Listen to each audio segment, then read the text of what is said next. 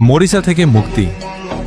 দশকের পর দশক ধরে পড়ে থাকা গাড়িটির গায়ের সব মরিচা এবং ধুলোবালি অত্যন্ত নিখুঁতভাবে পরিষ্কার করা হয়েছে।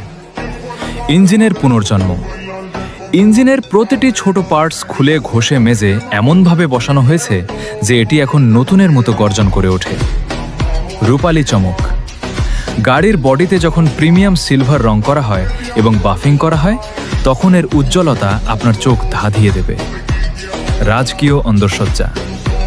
গাড়ির ভেতরে ব্যবহার করা হয়েছে রাজকীয় বাদামি লেদার, যা গাড়িটিকে পৃথিবীর অন্যতম বিলাসবহুল ক্লাসিক গাড়িতে রূপান্তর করেছে। এটি কেবল একটি গাড়ি মেরামত নয়, এটি হলো পরিশ্রম আর শিল্পের এক অনন্য মিলন।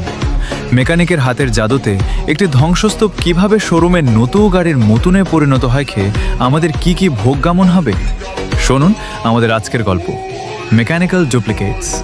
শোরুমের নতুন গাড়ির মতো হয়ে ওঠে তা দেখলে আপনিও মুগ্ধ হতে বাধ্য। গাড়িটি আপনার কেমন লাগলো কমেন্টে জানান এবং এই অবিশ্বাস্য কারুকার্য দেখতে ভিডিওটি শেষ পর্যন্ত দেখুন।